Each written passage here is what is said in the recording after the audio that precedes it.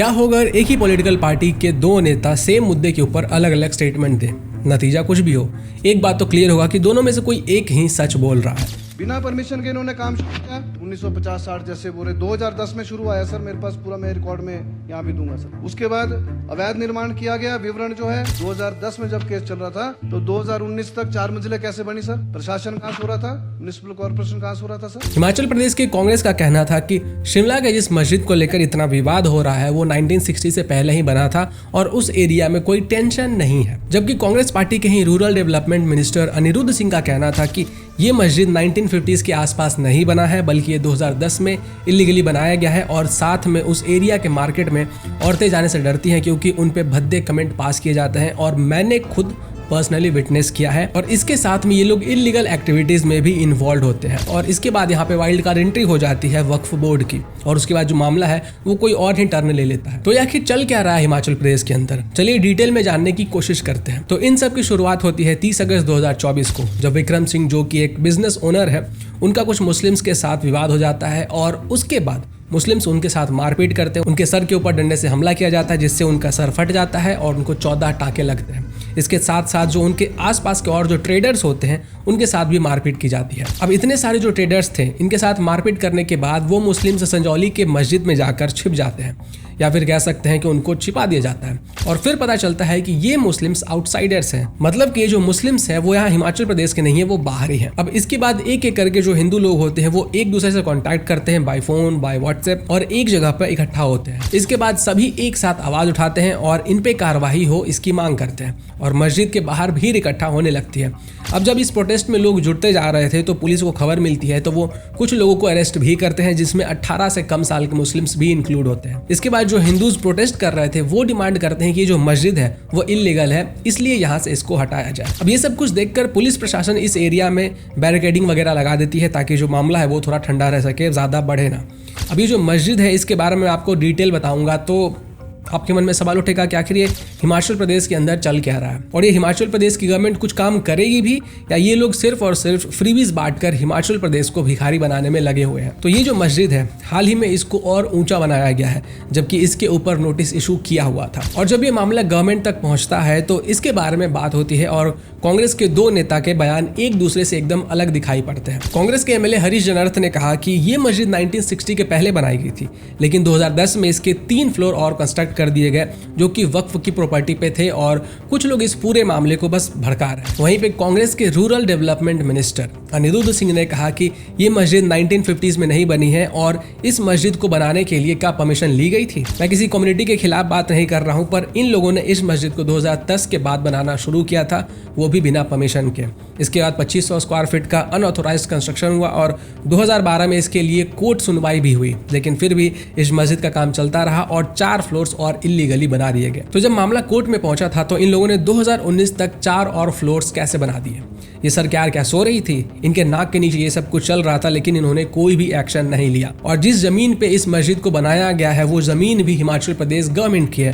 बिना परमिशन के इन्होंने काम शुरू किया 1950-60 जैसे बोले 2010 में शुरू आया सर, मेरे पास पूरा मैं रिकॉर्ड में यहाँ भी दूंगा सर। उसके बाद अवैध निर्माण किया गया, विवरण जो है वो उस टाइम जो है 110 स्क्वायर मीटर 2-250 स्क्वायर मीटर मैंने 2500 स्क्वायर फुट का जो है इलीगल कंस्ट्रक्शन करी गई। उसके बाद 2012 में पुनः सुनवाई हुई सर, उसके बाद भी ये लोग माने नहीं सर, अवैध कंस्ट्रक्शन चलता रहा। हाल ये है सर कि अगर कोई लोकल आदमी यहाँ पे अवैध कंस्ट्रक्शन करता है तो सेम डे जो है ढारा तोड़ जाता है उनका, शर्म की बात। इसके अतिरिक्त 2000 में सर पढ़ के भी बता रहा हूँ, इसके अतिरिक्त दिनांक 26/6/2013 को मामले की सुनवाई के प्रतिवादी में मस्जिद को एग्जिस्टिंग प्रपोज्ड प्लान्स को मांगा गया सर और उसमें त्रुटियां पाई गई हैं और फ्रेश ड्राइंग भी मांगी गई। और हैरानी की बात तो यह है सर, ये इट इज इम्पोर्टेंट के प्रतिनिधि द्वारा, क्योंकि 2010 में केस चल रहा था सर, ये नोट करने वाली बात, 2019 में सर 4 अतिरिक्त मंजिलों का अवैध निर्माण हो चुका था सर। 2010 में जब केस चल रहा था तो 2019 तक 4 मंजिलें कैसे बनी सर? प्रशासन कहाँ से हो रहा था? म्युनिसिपल कॉर्पोरेशन कहाँ से हो रहा था सर? क्यों नहीं उसको तोड़ा गया उस टाइम? फिर भी सुनवाई कर रहे हैं कि आपने अवैध जो है कंस्ट्रक्शन करी गई। इसके साथ सर आज जो है, आज रिपोर्ट भी मेरे सामने आई है, आज के समय में 590.82 स्क्वायर मीटर मतलब 6357 स्क्वायर फुट सर अवैध बनाया गया, जो बड़ी शर्म की बात है। लोगों को चक्कर मार। और इसके हैरानी वाली बात तो सर ये है, मेरे को हैरानी है कि 2023 को सर 2023 को कॉरपोरेशन को पता चल रहा है कि जिसके खिलाफ जो सुनवाई में आ रहा है उसका कुछ लेना देना ही नहीं है। बड़ी शर्म की बात है सर, उसका पता ही नहीं है। बाद में वर्क ऑफ बोर्ड तो बाद में आया, पहले तो व्यक्ति के नाम ही केस चला रहे थे। क्या कागज नहीं देखे अधिकारियों ने सर?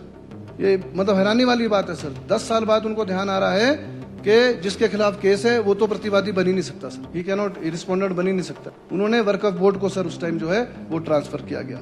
एक और हैरानी वाली बात है सर, मैं ये टेबल पे ले करने जा रहा हूँ, जमीन जो है, जो उसकी जमीन बताई जा रही है वो मालिकाना हक जो है हिमाचल प्रदेश सरकार के पास है सर, और उसका सिर्फ कब्जाधारी है। मैं आपके माध्यम से माननीय मुख्यमंत्री जी को भी बोलूंगा, मैं ये रिपोर्ट ले कर रहा हूँ कि वो जो है उनका कब्जा जो है उससे वो जो है खत्म करा जाए, और हिमाचल प्रदेश सरकार मालिक है, जो हिमाचल प्रदेश सरकार जो है उसका बिल्कुल कब्जा अपने पास ले। ये मैं टेबल पे ले कर रहा हूँ सर। और इस मस्जिद के एरिया में जो बाजार है वहाँ पे महिलाएं जाने से डरती हैं क्योंकि उन पे भद्दे कमेंट किए जाते हैं, और ये चीज़ मैंने खुद पर्सनली विटनेस किया है।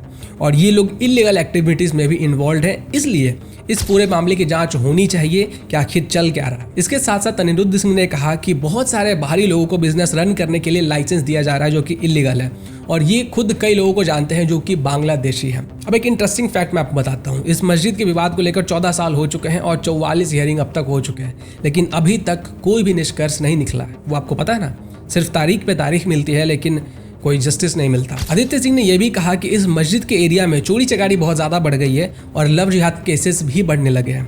अब आप सोच कर देखिए कि अगर एक कांग्रेस का मिनिस्टर ये बोल रहा है कि लव जिहाद के केसेस बढ़ने लगे हैं और इस एरिया में चोरी चकारी बढ़ चुका है, महिलाएं जाने से वहाँ पे असुरक्षित महसूस कर रही हैं, इसका मतलब ये मुद्दा कितना बड़ा होगा। नॉर्मली हम देखते हैं कि जो कांग्रेस के मिनिस्टर्स होते हैं इन सब चीज़ों को दबाने की कोशिश करते हैं, इसके बारे में बातचीत नहीं करते हैं, लेकिन यहाँ पे एक कांग्रेस का मिनिस्टर खुलकर, जो कि हिमाचल के करंट रूलिंग गवर्नमेंट में एक मिनिस्टर है, वो खुद कह रहे हैं कि ये सब चीज़ें कैरी ऑन हो रही है, ये सब चीज़ें चल रही हैं, गवर्नमेंट के नाक के नीचे सब कुछ हो रहा है लेकिन गवर्नमेंट कोई एक्शन नहीं ले रही है। इसका मतलब ये मुद्दा बहुत ज़्यादा सीरियस है। लेकिन ये सारे पोल खोलने के बाद आदित्य सिंह को अपने कांग्रेस पार्टी से ही बैकलैश मिलता है। जो उनके खुद के एमएलए होते हैं वो इसकी आलोचना करने लगते हैं। अब यहाँ पे मैं एक सबसे मजेदार बात मैं आपको बताता हूँ। ये पूरा मामला तब एक अलग टर्न ले लेता है जब इसमें वक्फ बोर्ड की वाइल्ड कार्ड एंट्री हो जाती है। वक्फ बोर्ड कहने लगता है कि ये जमीन हिमाचल प्रदेश गवर्नमेंट की नहीं है बल्कि ये जमीन हम लोगों की है, लेकिन ये लोग कोई भी प्रूफ नहीं दे पाते हैं, ना ही कोई डॉक्यूमेंट दे पाते हैं। अब डॉक्यूमेंट होगा तब तो देंगे। वक्फ बोर्ड तो ऐसे ही करके अपनी संपत्ति बढ़ाती आ रही है, और आप जानकर चौंक जाओगे कि पूरे इंडिया के अंदर जो अर्बन एरियाज हैं वहाँ पे सबसे बड़ा लैंड ओनर वक्फ बोर्ड है। और अगर पूरे इंडिया में देखा जाए अर्बन और रूरल दोनों मिलाकर तो टॉप 3 में इनका नाम आता है। और ये जो वक्फ बोर्ड है इसके बारे में मैं अभी रिसर्च कर रहा हूँ, एकदम डिटेल्ड वीडियो आपके सामने लाऊंगा। एक फैक्ट, चाहे फिर वो इंटरनेट के किसी भी कोने में क्यों ना छिपा हुआ हो, एक फैक्ट मैं आपके सामने लाकर रख दूंगा। बस उसमें मुझे 2-4 दिन समय और लगेगा। इसके साथ साथ हिमाचल प्रदेश में 48 मुस्लिम वेंडर्स डिटेक्ट हुए हैं जिनके आधार कार्ड में कुछ झोल है। 88 मुस्लिम्स में 46 के सेम डेट ऑफ बर्थ हैं, जो कि एक बहुत बड़े कॉन्स्पिरेसी की तरफ इशारा कर रहा है। तो हिमाचल प्रदेश में कांग्रेस की गवर्नमेंट हिमाचल को फ्रीबीज देकर बैंकरप्ट तो कर ही चुकी है, साथ में इलीगल मॉस्क कंस्ट्रक्शन और आधार कार्ड के ऊपर भी कोई कार्रवाई नहीं हो रही है। जबकि उनका कोई नेता इसके ऊपर जब आवाज़ उठाता है तो उसकी आवाज़ को दबाने की कोशिश की जाती है। और मुझे आपको ये बताने की ज़रूरत नहीं है कि वो कौन लोग हैं जो हिमाचल प्रदेश में जाकर बस रहे हैं, वो लोग कहाँ से आ रहे हैं, और कौन है जो ये लोग वायलेंस कर रहे हैं, हर तरफ इलीगल एक्टिविटीज़ में इन्वॉल्व होते हैं। मुझे उनके बारे में आपको बताने की ज़रूरत नहीं है, आपको पता है कि वो कौन लोग हैं। बाकी आप लोग अगर हिमाचल प्रदेश से हैं तो कमेंट करके ज़रूर बताइएगा कि आपके एरिया में क्या हाल है, और अगर आप किसी ऐसे को जानते हो जो हिमाचल प्रदेश का रहने वाला है तो उसके साथ ही वीडियो ज़रूर शेयर करें। नमस्कार।